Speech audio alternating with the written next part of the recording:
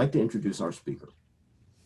An internationally recognized thought leader and the CEO of disaster avoidance experts, Dr. Gleb is on a mission to protect meeting planners from the dangerous judgment errors known as cognitive biases.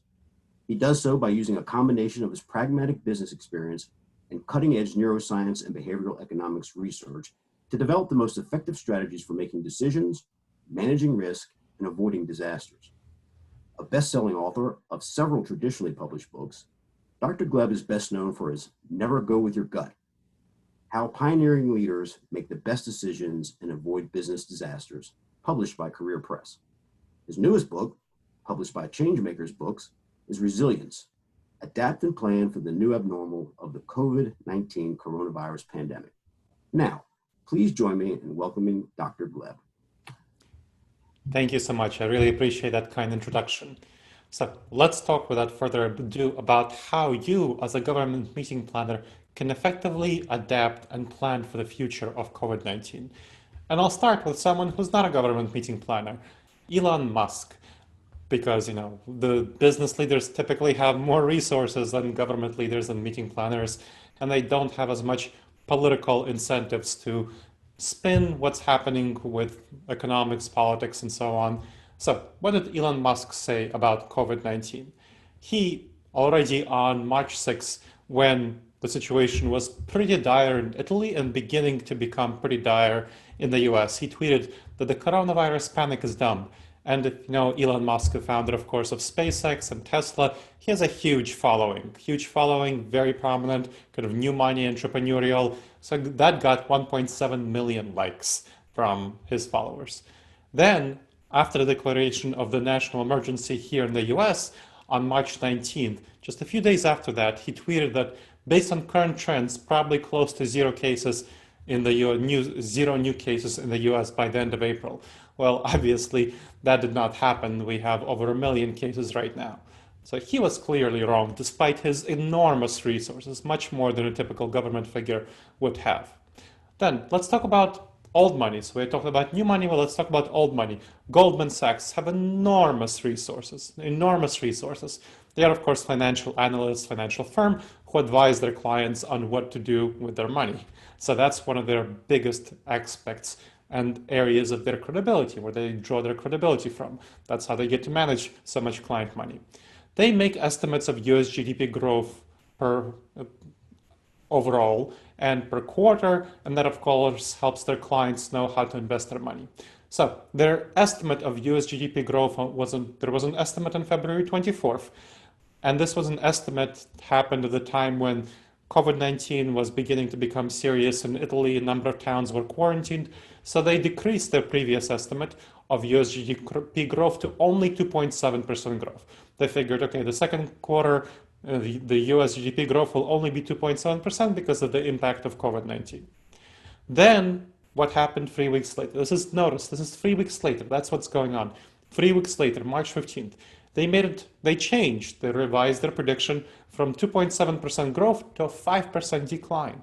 That's a 7.7% jump. That's huge. That's enormous.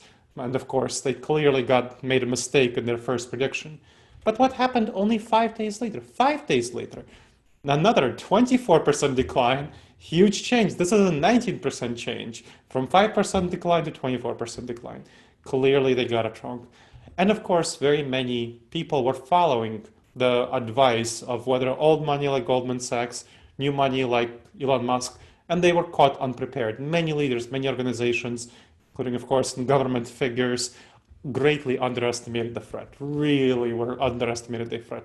And they were caught unprepared, and they turned to the only thing that they had, their emergency plans. And I'm my expertise in disaster avoidance, I make many business continuity, disaster preparedness, emergency plans. But these plans are a bad fit for the situation. I can tell you that straight off the bat. They're a bad fit. That's not what they're intended for. They are great for emergencies. That's the point of these plans. So let's say Houston got flooded or a blizzard happened. That's great. That's what they're fit for. But COVID-19 is not an emergency. It's not that type of event. It's like a blizzard happened and then it kept happening, or Houston got flooded and then stayed flooded. And you tried to function with the same plan that you had for Houston getting flooded, and then, of course, that receding or the blizzard only lasting a few days. COVID-19 is a major disruptor. It's a slow-moving, high-impact, long-term threat. And this is a marathon. You should not deal with it the same way you deal with a sprint.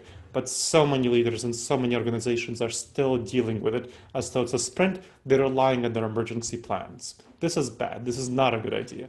So let's talk about why. We talk about the facts about COVID-19. It's highly contagious. Without any interventions, every infected person infects 2 to 3 others. As a result, the number of cases doubles every 3 to 6 days. So it kind of becomes like a hockey stick shape, really rapidly increasing. There's a serious risk of major illness. 10 to 20% of all people who get seriously ill. So about half of all people at any given time don't show symptoms. Of the rest of the people, so there's 50% left, something like 20 to 4, so something like 30 to 40% don't get seriously ill. They get somewhat ill. They have various flu-like symptoms. 10 to 20% get seriously ill. And this is something I actually experienced in my family.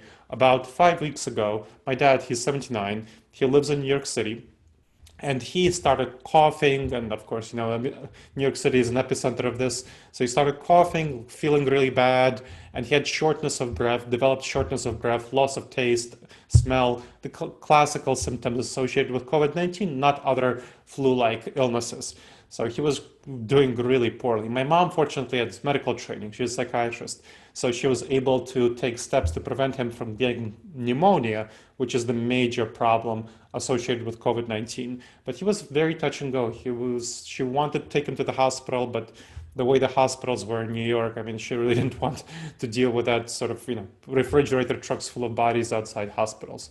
So he eventually recovered, and he did not need hospitalization. He is on the road to recovery, although I'm not sure that his lungs will ever be the same again. He's had pretty serious injury. He's still doing pretty badly. I mean, I saw him when I saw him in video conference. I live in Columbus, Ohio, so couldn't help him in the spot. But he looked like he was so much older. He lost something like 20 pounds. So it was pretty tough. So I know that from my family. It's much more deadly than the flu. So this is what the very clear evidence. 0.5 to 1% of all people who get it die. That includes people who are asymptomatic and so on. 0.5% on the lower bound, 1% on the higher bound. There's a much higher death rate for people like my dad, who's over 60, he's 79, or people with underlying health conditions ranging from anything like cancer to asthma to smoking, all of these sorts of conditions. And we don't have any effective treatment. There is no effective treatment for COVID-19. You might have heard of remdesivir. That is the only drug that we experimentally know can actually address COVID-19. And what it does is it decreases hospital stay by about 30%. So from 15 days on average to 11 days on average, which is certainly beneficial, but we don't know whether it actually reduces mortality. And anyway, it's not a silver bullet by any means. The silver bullet that we would have is a vaccine, only effective solution. Human trials for a vaccine, and you probably heard this already, we need them to test safety and effectiveness. And if we throw all the money, which we are, and cut all the red tape, which we are, that the vaccine will be available in at least a year. So at least a year, 12 to 18 months, that's the most optimal scenario, as opposed to the usual 4 to 5 years. That's the optimal scenario. Now, you have to realize that most vaccines don't make it for human trials, especially the kind of vaccines we have for COVID-19, which were rushed into production. So they're not taking into account some later mutations for COVID-19. They're based on the original strain.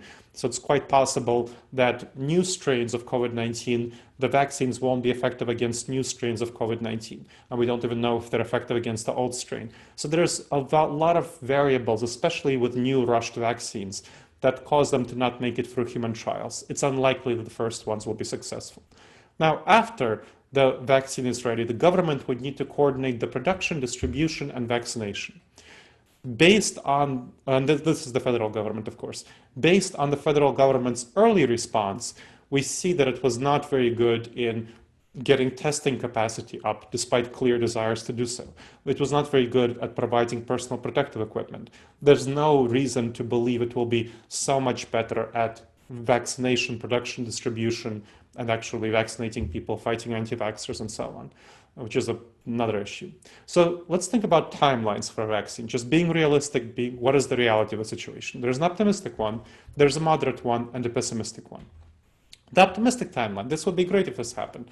It's approved for mass production by summer 2021. So this is the reality of when it might be the first available timeline when it might be approved for mass production, summer 2021. Production, distribution, vaccination, if the federal government response is wonderful, excellent, and great, production, distribution, vaccination of at least the most vulnerable categories in the US only. So the people who are older than 60, people who have underlying health conditions, should take only 6 months. So that would be wonderful if that happens. We'll have most people, those vulnerable categories, vaccinated by early 2022. So beginning of 2022, that's when we can say that we're really dealing with COVID-19.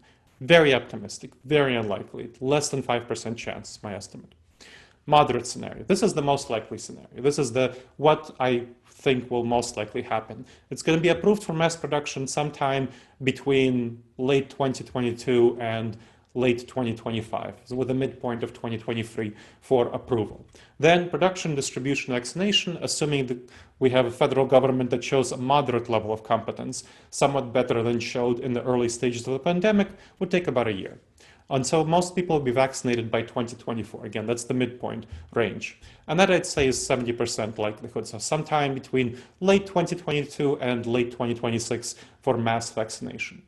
But we might also get unlucky. It's quite possible that we will get unlucky, that COVID-19 will prove harder to create a vaccine for than we anticipate.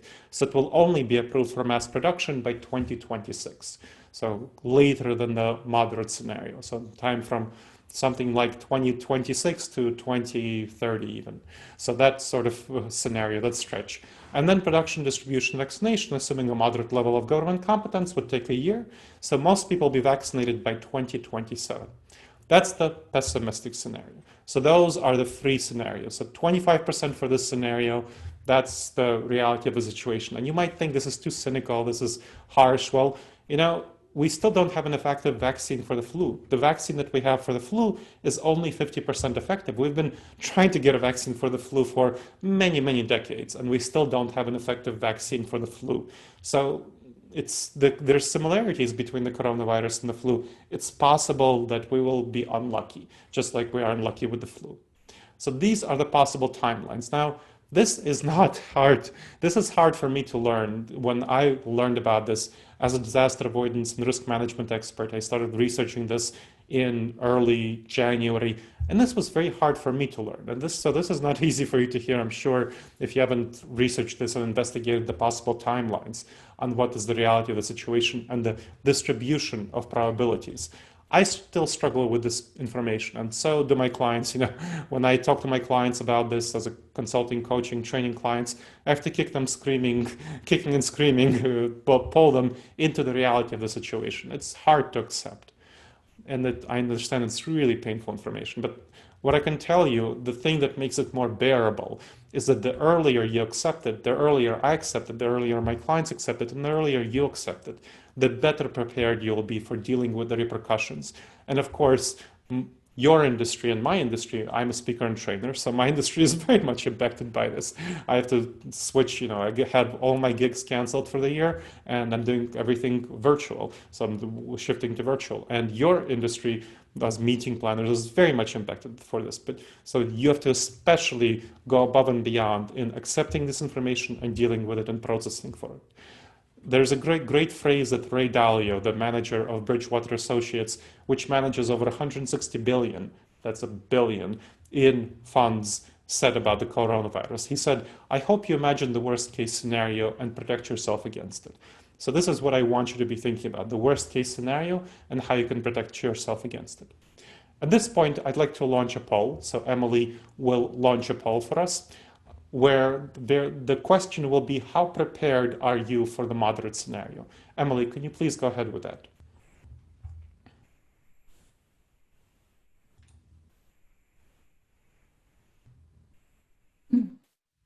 For those of you on the phone or maybe calling in, ask yourself, how well prepared are you for the moderate scenario? We have all set, need some improvement, or it'll take a lot of work. So far, we've got, we will be sharing these afterwards, but we've got a lot of people so far saying it needs some improvement. So Dr. Gleb, let me know when you want me to close and we can share those results.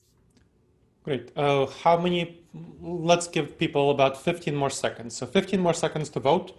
So get your best estimate out there of how prepared you are for 2024, being the moderate scenario, being that reality.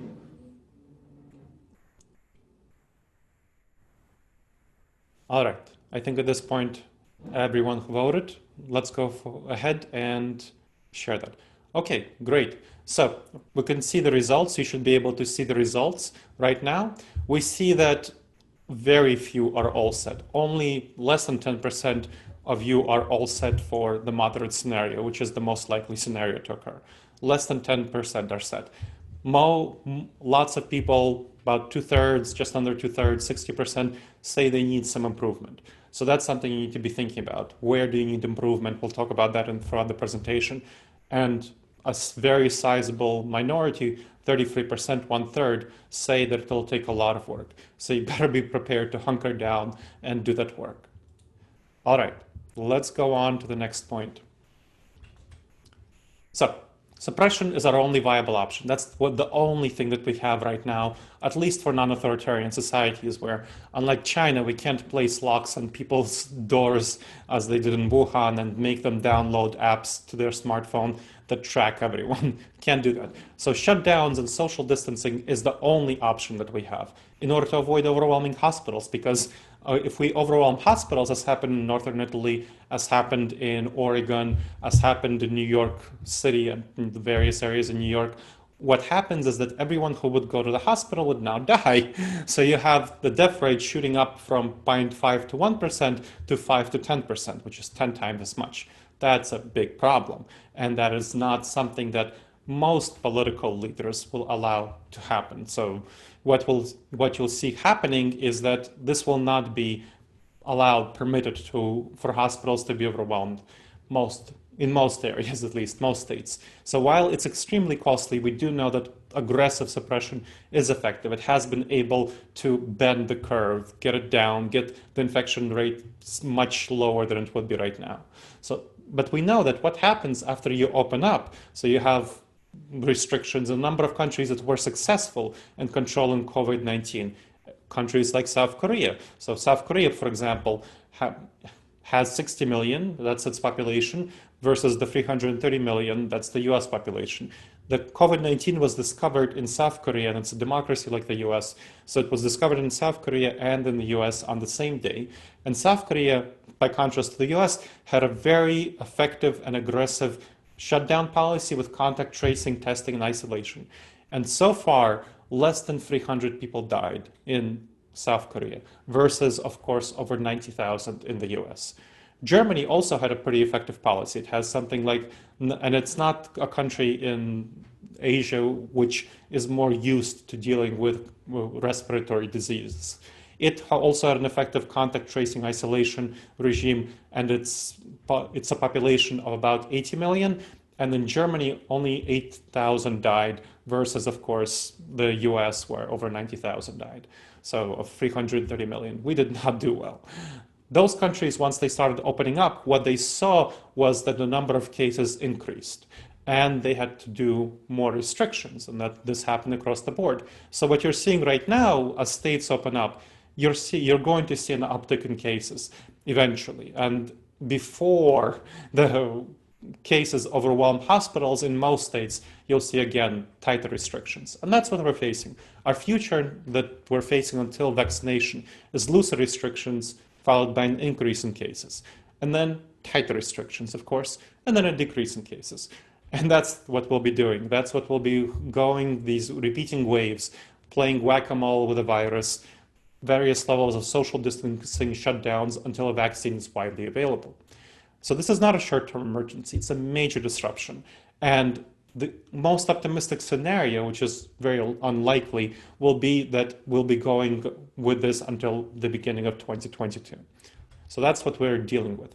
The world will change forever, just the reality of the situation. We're never going back to December 2019. Waves of restrictions, even if it's only going to be until the beginning of 2022, they'll change people's habits, norms, values, behaviors. So we'll never go back to that time of January 2020 before the virus. And you need to realize that. And you need to not plan for the optimistic scenario of 2022, of beginning of 2022. Too many people are planning for it. I mean, too many people are trying to go back to normal right now, acting as though, oh, everything is fine. Tesla is pushing against the restrictions in California. So we talked about Elon Musk. He's pushing against the restrictions in California, trying to open them up much faster than the government in California. The local region wants them to be opened up. People want to get back to normal, and that's a very dangerous tendency. Hope is not a strategy. Hoping the virus will blow over is not a strategy. This is a good quote attributed to Vince Lombardi, and I want you to be thinking about this as you go forward and prepare for the moderate. Ideally, I would suggest that you prepare for the moderate scenario, but if you follow Ray Dalio, you would prepare for the pessimistic scenario of 2027. The pandemic is a slow-moving threat, and here's the problem. We make very bad decisions about these slow-moving threats. There are threats that are unusual, slow-moving, because of our brain is not wired to deal with them. Our gut reaction, the way they typically make decisions, we underestimate such threats, and as a result, we endanger our organizations. So a little bit about me so you know where I'm coming from and talking about this and my experience to speak on this. So experience, clients, media, and books. Very quickly. I'm the CEO of Disaster Avoidance Experts. It's a consulting, coaching, and training company. 20 years of helping people in disaster avoidance, risk management, strategic planning, and decision making.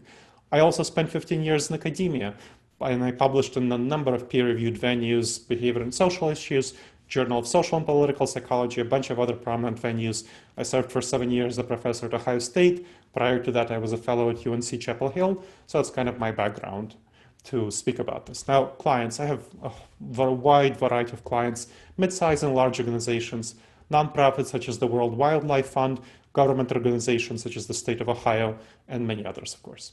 Media. I appeared in a whole bunch of prominent media: Time, Philanthropy, Nonprofit Pro, Nonprofit Times, Government Executive, Society for Nonprofits, CBS News, a wide variety of media.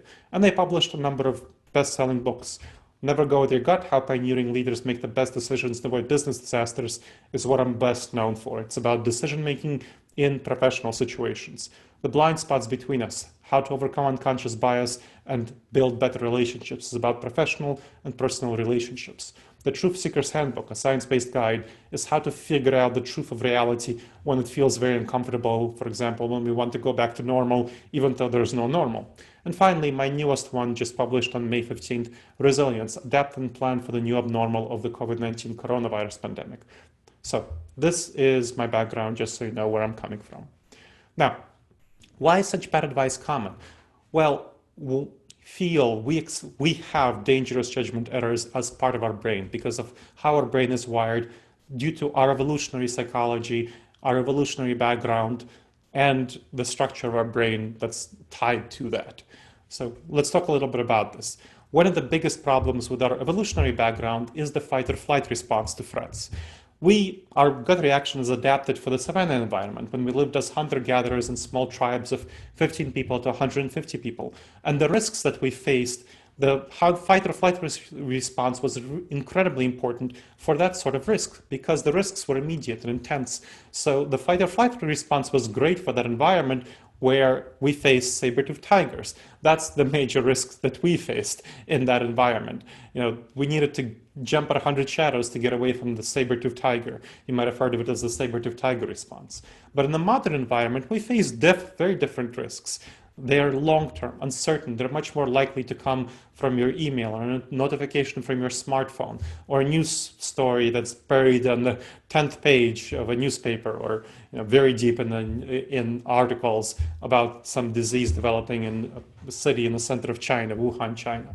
That's the kind of dangers we face in today's world, and we're not adapted to deal well with them. There are 3 dangerous judgment errors that I want to highlight in particular that are very bad for us. The normalcy bias, the planning fallacy, and hyperbolic discounting. Normalcy bias. we tend to perceive the future as being much like the past. That's our intuition, our assumption. The Savannah environment, that was a safe assumption. The future was going to be mostly like the past. So it was good to feel that way and reject other people who said that no, the future is going to be different. But in our modern world, the modern world transforms much more quickly, whether with technological transformations, whether with globally spanning crises like the fiscal crisis of 2008, 2009, or the COVID-19 coronavirus pandemic. But we still assume that the future will be mostly like the past. So we underestimate the likelihood of an impact of major disruptions. This is a big problem for us, the normalcy bias, really bad for the pandemic in particular. Unrelated problem is the planning fallacy. We assume that the future will go according to plan. We're confident about ourselves. We're confident about our plans for meeting. I mean, how many people were very confident that their meetings will go as planned and everything will go fine, right? That's the tendency that that's the tendency to feel that everything will be fine, everything will go well. That is something that is very much a part of our gut reactions. It leads us to not prepare for major problems, major risks, which happen much more frequently than we intuitively feel they do. And we underestimate the resources we need. We don't make necessary backup plans. We don't invest enough resources and prepare enough resources, whether of time, money, information, social capital, and so on, to deal with problems that we will actually face. Finally, hyperbolic discounting. In the Savannah environment, we needed to be very much focused on the moment. If we killed a mammoth, we needed to eat as much of its meat as possible because it's not like we can freeze it, right? We did not need to think about tomorrow. That wasn't the kind of world we lived in. So the short-term future was very important for us in the Savannah environment. In the modern world, of course, we can freeze the meat. We can put money in a bank. We can invest in our career. We can change our organizations going forward. But we still prioritize the short term way too much compared to the importance of the long term. So we harm the long term outcome and we underestimate the kind of resources we need for the effective long term outcomes. And we sacrifice our future for the immediate desires. That is a big problem.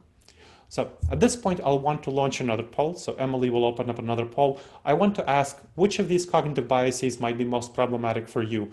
By that, I mean, of course, your organization, your workplace, whatever you work in, if you are currently not working, your career. So which of these might be most problematic for you in the context of COVID-19? So that's what I want to ask.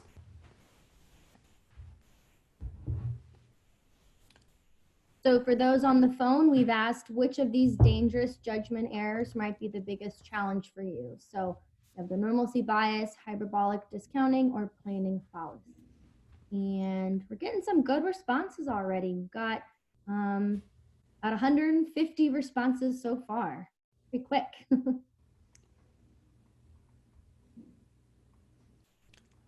Great, we're doing pretty well. So let's give folks another 15 seconds to finish up. If you haven't voted yet, make sure to vote.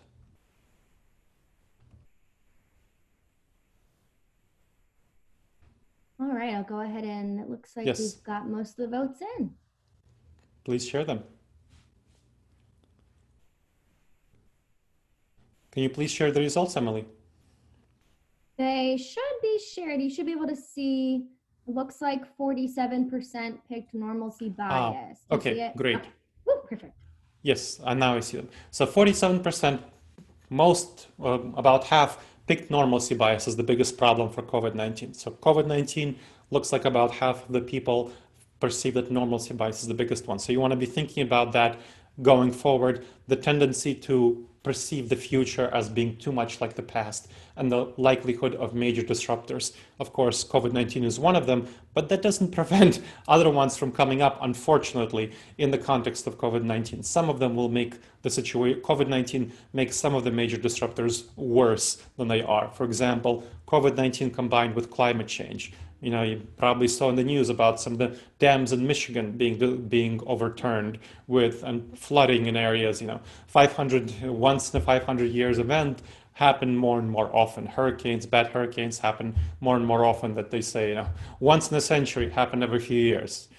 then that exacerbates, COVID-19 of course exacerbates that, because people need to be socially distanced from each other when they're being rescued. That's a bad, bad problem. Planning fallacy was the next major one. So people are perceiving that their plans may not be as robust as they should be against risks, against problems, against issues. So you want to be thinking about how to make your plans more robust and resilient. And hyperbolic discounting was the last one. So you want to be thinking about, for folks who are focusing on that, you want to be thinking about how to value the long-term future more, and we will talk about that. Perfect. All right. Let's go on to addressing these issues. How can we overcome them? How can we overcome these dangerous judgment errors? Well, you need to go against your intuitions, because our intuitions lie to us. They evolved to help early humans survive, and they are great for that environment, the savanna environment, but they're really bad for the modern environment. They are not a good fit for making decisions in today's world, and you already know that in some areas of your life. When you come across a source of sugar in the savanna environment, it was very important for us to eat as much of it as possible, to stuff our faces, honey, apples, bananas. We're the descendants of those who had a very strong response triggered by sugar, who outate the others who didn't survive and thrive. We're also the ones who had a very strong fight or flight response. We were able to flee further, or our ancestors, and the other ones were caught by the tiger.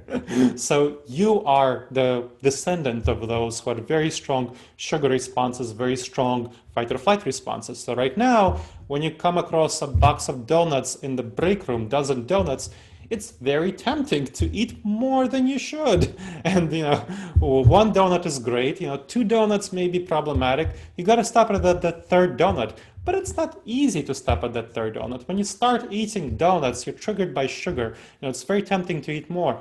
For other people, pick your poison. Maybe you like ice cream and you have a gallon of ice cream. That's what ice cream is served in. Then it says, serving is a cup of ice cream. Yeah, who eats a cup of ice cream? That does not work. Or a bag of potato chips where serving is 10 chips. I mean, come on. Really, serving is half a bag. Let's be honest. That is a problem. That is why we have the obesity epidemic here in this country. So this is a big problem, and hopefully many of you have realized that it's not a good idea to permit yourself to be triggered by sugar. Instead of eating the donuts, you should skip them and go for the bowl of fruit that's also there. But it's not very easy to do that. You need to go against your intuitions, against your gut reaction to have the donuts, which appear delicious and they're triggering, to go for the fruit. So that's the kind of things you need to do in order to go against your intuitions, to go against your gut reaction, in order to protect your physical fitness. Now you need to realize you need to have the same habits, the same approaches to protect your mental fitness. And mental fitness has to do with making the right decisions. So you need to make long-term changes to your plans. Just like you have physical fitness by changing your diet, you need to have mental fitness by changing your plans and mental habits and behaviors, how you approach decision making, how you approach thinking about the future, so that you don't follow your intuitions and instead make the right decisions. You need to think about years, not weeks, for COVID-19. So how can organizations prepare? You need to fundamentally change your organizational model, both internal and external, for a future much more focused on virtual interactions than seems intuitive to you. I want to encourage you to make a commitment to virtual teams and offerings as much as possible in your context and situation. If you are in a situation, for example, to preserve your budget by ending or decreasing your office space lease, selling real estate if you can, depending on, of course, your situation. A number of universities, for example, so I work with a number of universities, and I've been strongly encouraging them to shift to selling some of their space and some of their buildings and be able to use that money to protect themselves going forward, to invest into virtual offerings. There's a lot of things they can do. But that's an example of a number of meeting planners who are in that position who can influence that sort of budget. You may not be able to do that, depending on your position, but that's something to be thinking about. Make a commitment to virtual teams and offerings. That involves changes to your internal organizational model, and there are six areas I want you to be thinking about. Motivation engagement is the first area. Now, motivation engagement doesn't seem necessarily intuitive, but you have to realize that before COVID-19, only 34% of all employees were fully engaged, which means innovative, creative, engaged with the situation, willing to sacrifice on behalf of the organization. Now, what happens with COVID-19 when people work from home?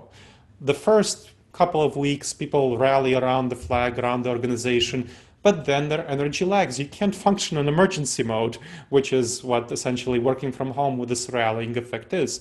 And people get disengaged because we're very tribal creatures.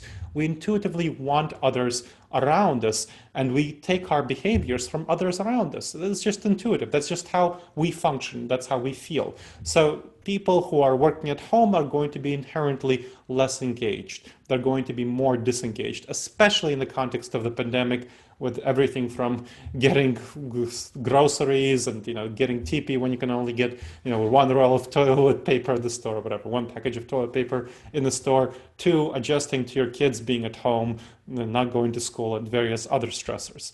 This is an area where you can provide support and guidance to your employees and colleagues about how to be more motivated and engaged. Then effective communication.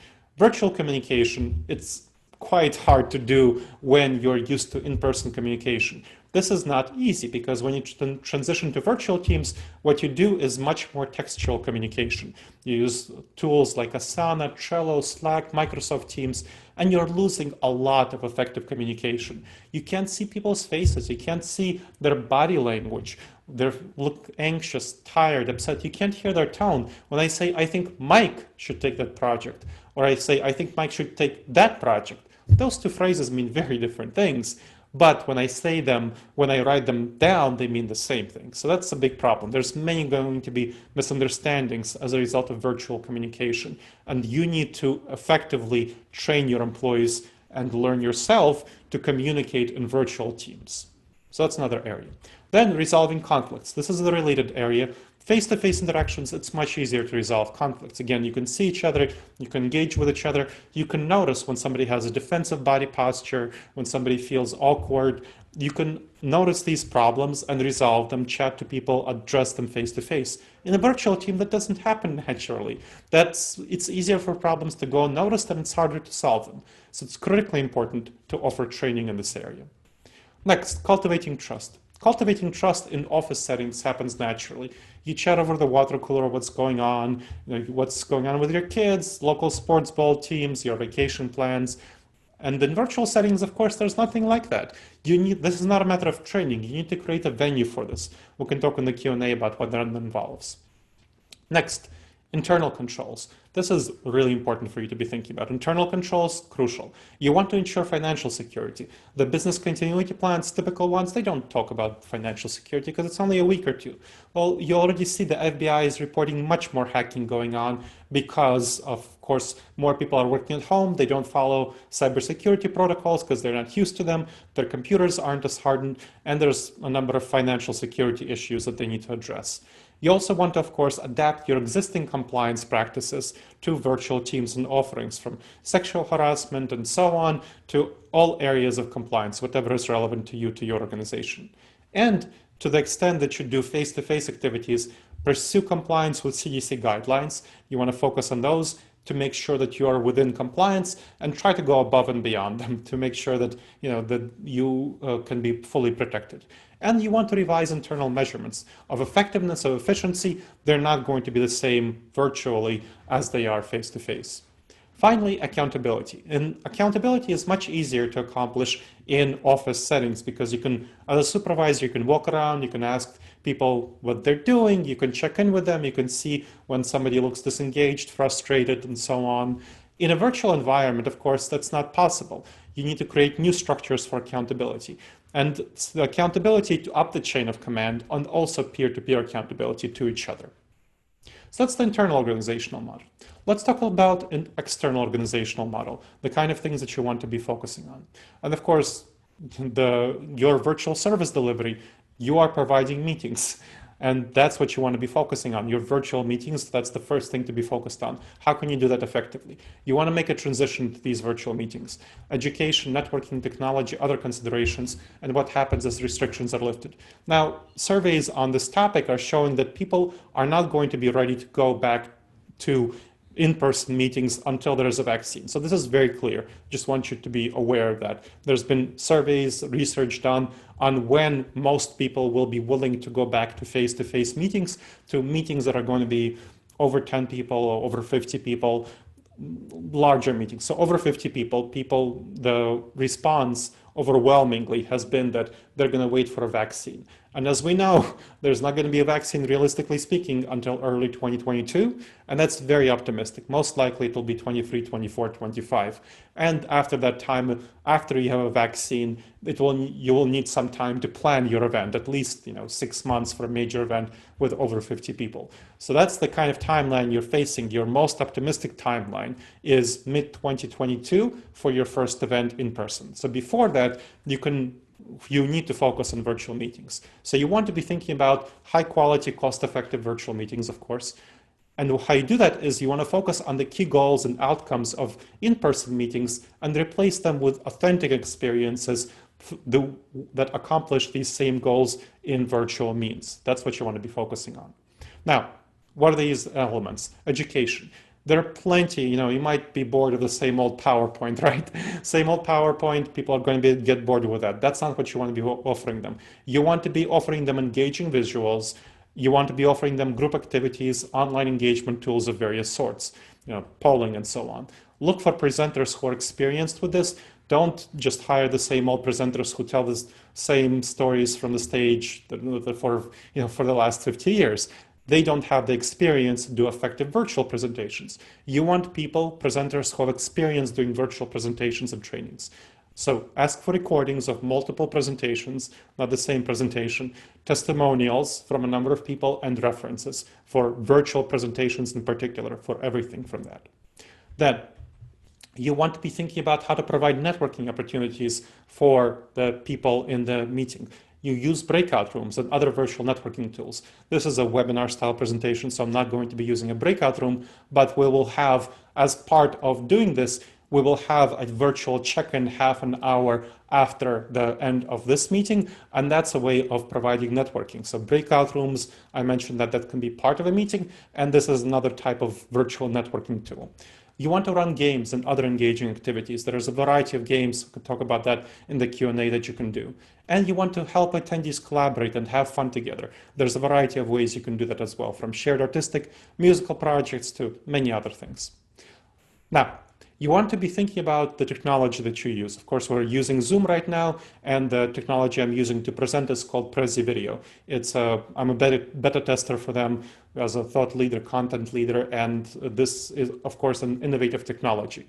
So you want to be thinking about what kind of technology you're going to be using, learn about various technology suppliers for virtual meetings. That's your responsibility to evaluate them. Balance the following: usability, very important for people to be able to use it.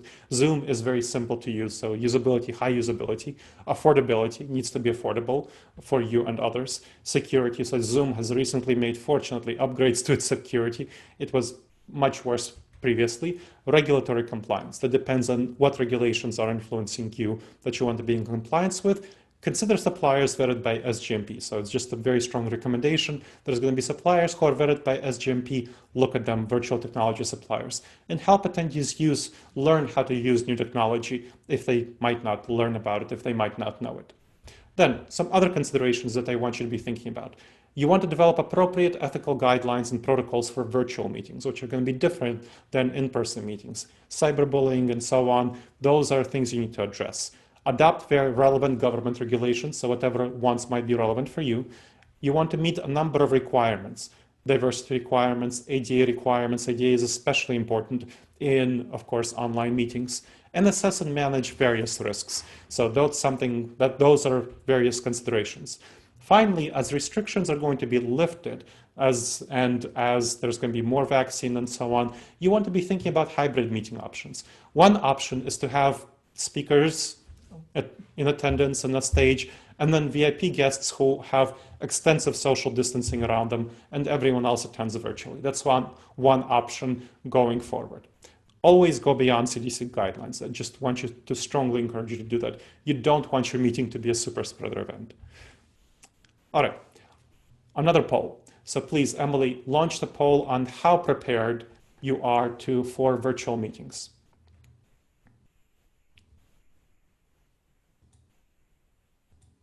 So for those of you excuse me, that have called in, the question is, how well adapted are you for all aspects of virtual meetings? We have great, doing everything outlined, good, doing many of the things, but still need to work on a few, or to be honest, really need to improve.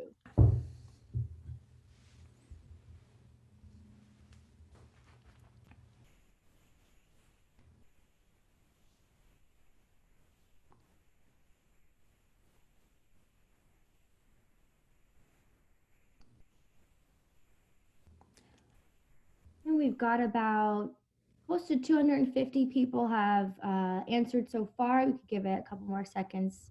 Yep, a couple more seconds. Great. And then finish up.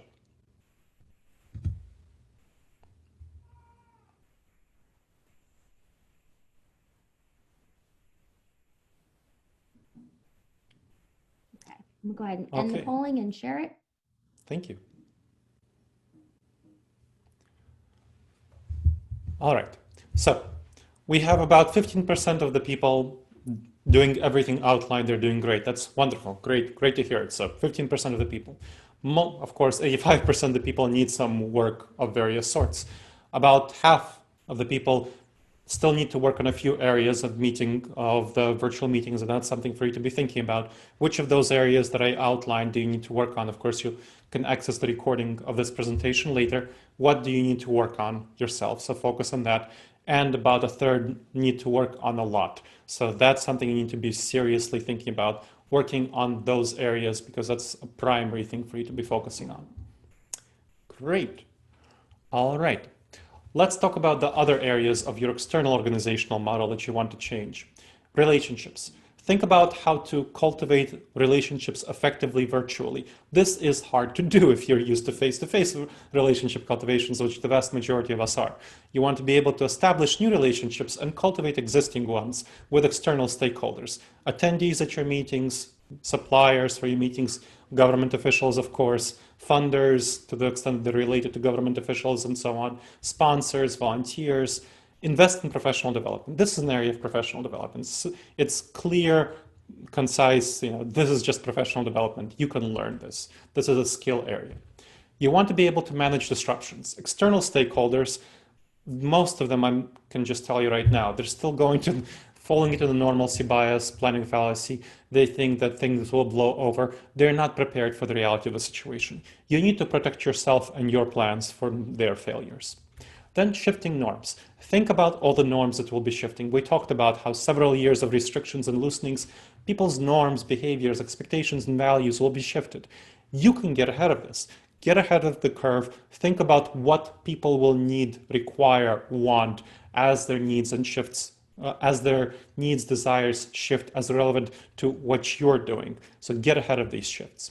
Finally, think about unknown unknowns. We talked about how the pandemic was a predictable disaster. A number of people were predicting it. They were saying a pandemic will happen sometime. There were obviously a number of government plans, a number of private plans like Bill Gates and so on, who are predicting the reality of a pandemic and that we need to prepare for it.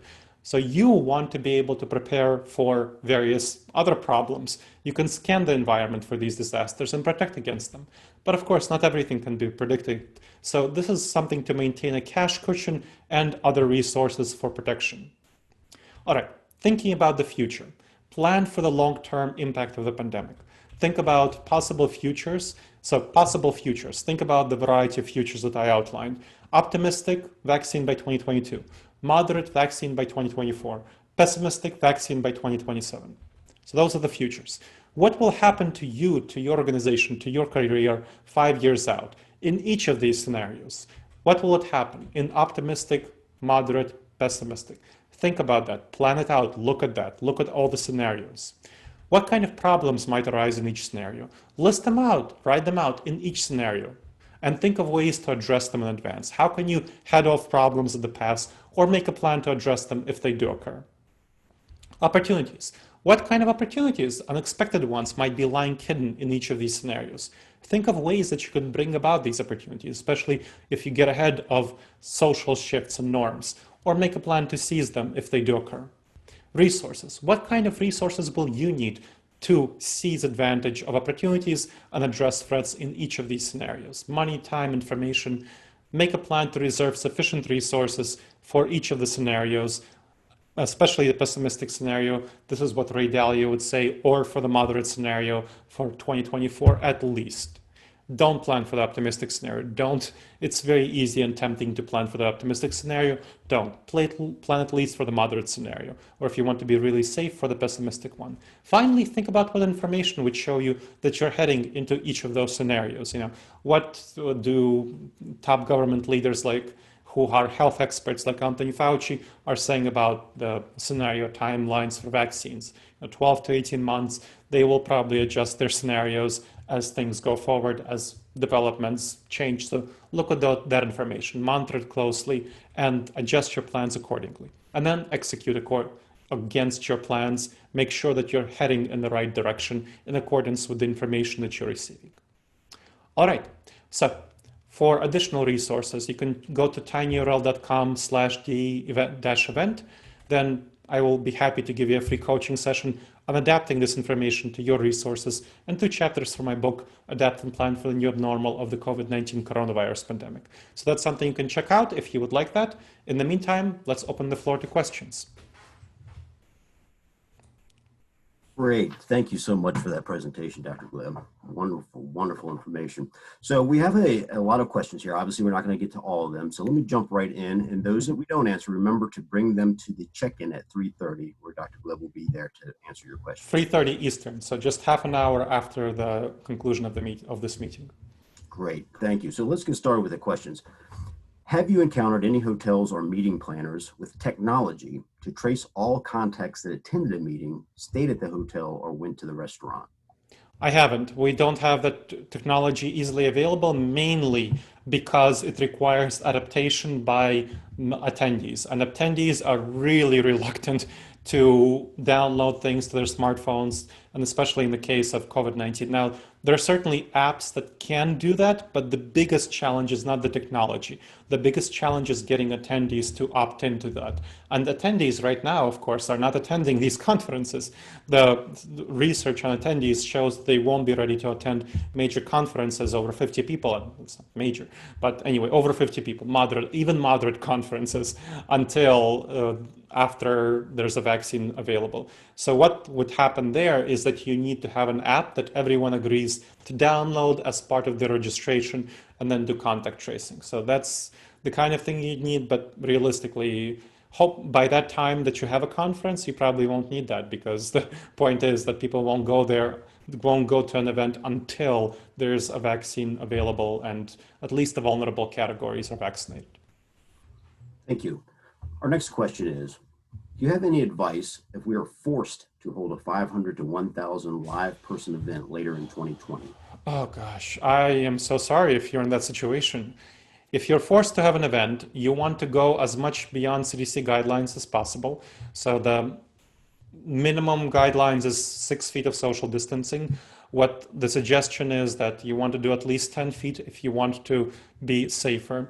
Then if you are going to do a live event, you need to do, I'm not going to say need.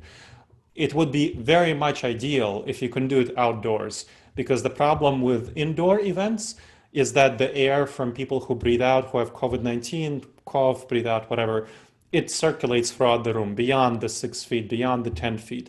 So we have a number of studies where people who have COVID-19 have gotten their office mates infected from 100 feet away if the people has spent enough time in the office. So the indoor event is going to be really a problem. Ideally, do an outdoor event and have 10 feet of social distancing between people. Of course, have obligatory masks and so on, and not have people approaching close to each other. So that's the kind of things I would want you to be thinking about. Very much outdoor, very much socially distanced. And I'll tell you that a number of people will be very reluctant to come to it, because what the research on this topic shows, they're very reluctant to come to it. So you're going to have a lot of trouble getting attendees to come. I don't know if they can be forced to. Forced to, of course, that there's possible through, if they're in military or something like that. So that's certainly possible if they don't have a choice. But protect them as maximally as possible with these CDC guidelines and going beyond them, above and beyond them. That's what I would say. Great, thank you. Moving on to the next question. What would you say to those that protest the lockdowns? Would that cause an increase in cases if we go back to normal without restrictions? I don't have a way of let me say it this way, my opinion on that doesn't matter. What matters is what political leaders will do. So I'm not, I don't talk about my opinion on what the right thing is to do. The thing that I'm an expert in is what other people will be doing, decision making and risk management. And I can guarantee to you that most governors can't handle, we're just talking about the politics and the visibility. They can't handle the politics and the visibility of corpses being brought out of refrigerated trucks in hospitals because the mortuaries, the morgues in the hospitals are full. That's just not politically viable for them. So they will close down their states unless, they want to be super radical, or maybe they don't really care about re-election. That's also possible. So, last term governors in some cases who want to be very radical, not care about re-election, but it's a very politically unviable scenario for most governors to have that hospitals be overwhelmed. So regardless of what I think, regardless of what you think, regardless of what those protesters think, the restrictions will come into place in most venues. That's why I said most states, when there's going to be an uptick in cases and the cases look like they're starting to approach overwhelming the medical system. Thank you. We have time for a couple more questions here. With all of your excellent information presented today, what is your prognosis for event planners and suppliers who rely on normalcy to function? What is our new role? What does it look like? So for meeting planners and suppliers, the new role and the best role is to focus very much on the virtual meetings. That's what I was super emphasizing in virtual meetings. You can make it work, and suppliers can make some things work for shipping. I've seen really good innovations where suppliers, for example, ship supplies to everyone who signs up to a virtual meeting as part of the meeting. That's definitely viable. And of course, meeting planners can do a lot of work in professional development to create the best virtual meeting experience possible. The point of a meeting is not for everyone to bring people simply together. The point of a meeting is to look at the outcomes, is to look at the goals. That's meeting planning 101, right? What's the goal of the meeting? You look at the goal of the meeting.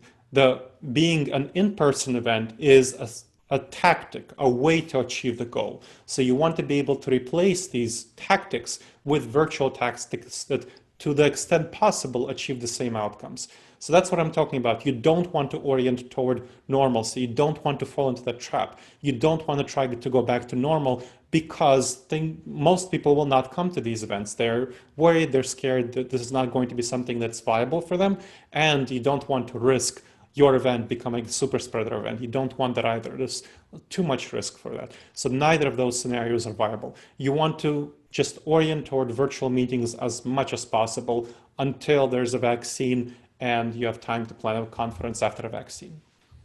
Fantastic. Well, thank you, Dr. Gleb, for sharing your knowledge and for the insights that we can prepare for this life after COVID-19 pandemic.